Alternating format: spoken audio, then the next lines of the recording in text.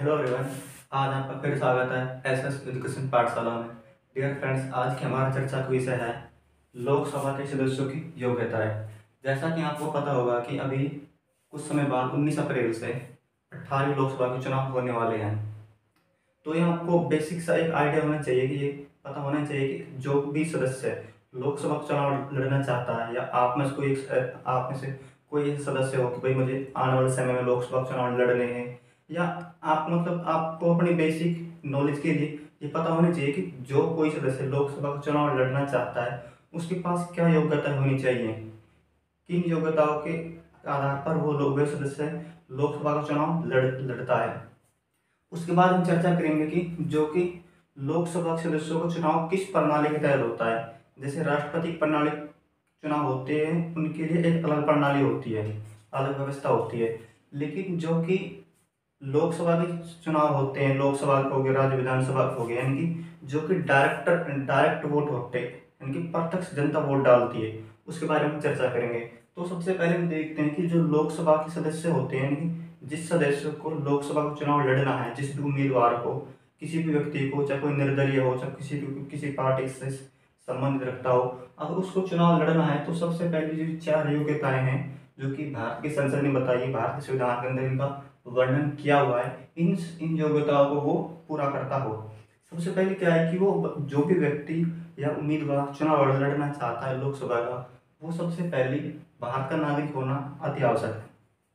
ये लोकसभा चुनाव के अंदर नहीं, भारत के किसी का भी चुनाव लड़ना चाहता है, लोकसभा, राज्य विधानसभा, राष्ट्रपति, उपराष्ट्रपति, राज्यपाल, उसको भारत का नागरिक तो होना ही चाहिए। अब आप ये बहुत बेसिक सवाल है, अगर मान लो वो व्यक्ति भारत देश का है ही नहीं तो भारत देश के अंदर चुनाव कैसे लड़ सकता है। तो सिंपल सी बात है ना कि उस व्यक्ति को भारत का नागरिक कम से कम होना चाहिए।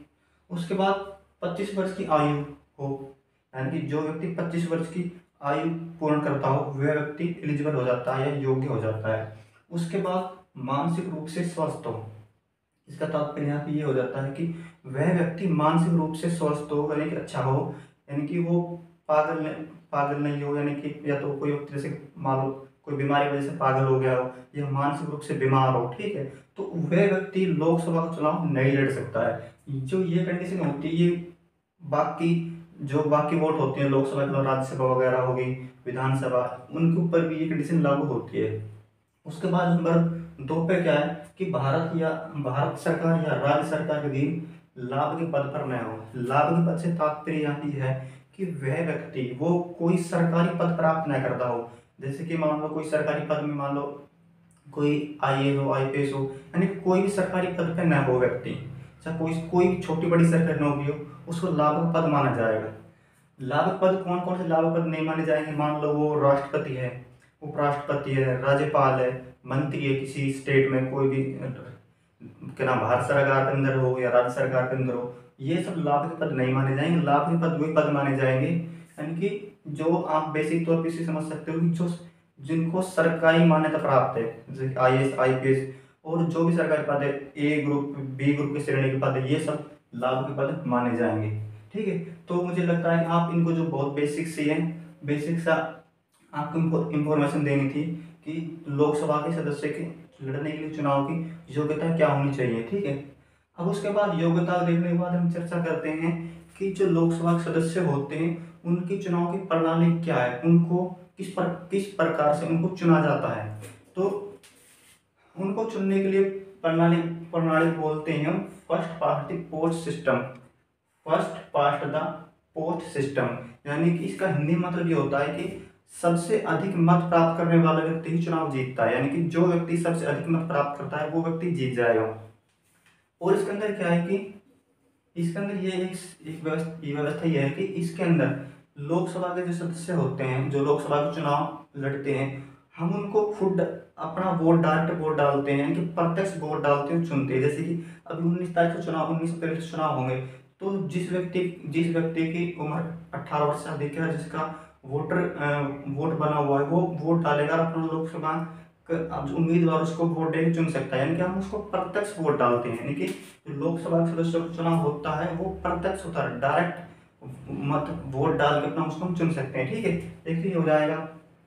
जो भी और बाकी कुछ कुछ और हैं कि राज्य के विधानसभा के हो गए, ठीक है। इनके अंदर हम खुद अपना वोट डालकर चुन सकते हैं। जिनको हम वोट डालकर चुन सकते हैं उसको हम बोलते हैं प्रत्यक्ष चुनाव, और जिसमें हम अपना वोट खुद नहीं डाल सकते हैं उसको बोलते हैं अप्रत्यक्ष चुनाव। तो यानी कि इसका बहुत सिंपल सा तात्पर्य है कि आप इसको ऐसे समझो कि first past the post system मतलब क्या है। इसका मतलब ये हो जाएगा, मान लो लोकसभा किसी सीट पर, मान लो ये कोई सीट मान लो किसी भी राज्य में, मान लो इस सीट का एक एक सीट है ये लोकसभा की, और उसके ऊपर 3 विवाद खड़े हैं, मान लो 1 2 3, ठीक है। अब मान लो इसको 30 वोट मिले, ठीक है। अब इसको मान लो 40 मिले, ठीक है। और इसको मान लो भाई, इसको मान लो 20 ही मिले।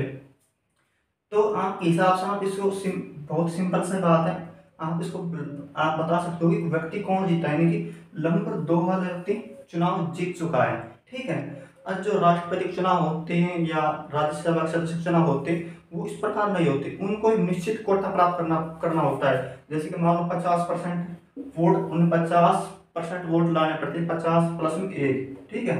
इतने वोट उन्हें लाने ही पड़ते हैं। लेकिन यहाँ पर देखते हैं कि किसी भी व्यक्ति को 50% वोट या 50 मत प्राप्त नहीं हुए, लेकिन वो व्यक्ति फिर भी जीत गया। इसका तात्पर्य यहाँ पे ये होता है कि जिस भी व्यक्ति को अधिक वोट मिलते हैं, चाहे वो 50% हो या नहीं हो, चाहे बेसिक से 30% क्यों ना हो, लेकिन वो 30% वोट उसको जो बाकी उम्मीदवार है उन सबसे ज्यादा होनी चाहिए, 30% वोट, ठीक है। इसको बोलते हैं first past the post system.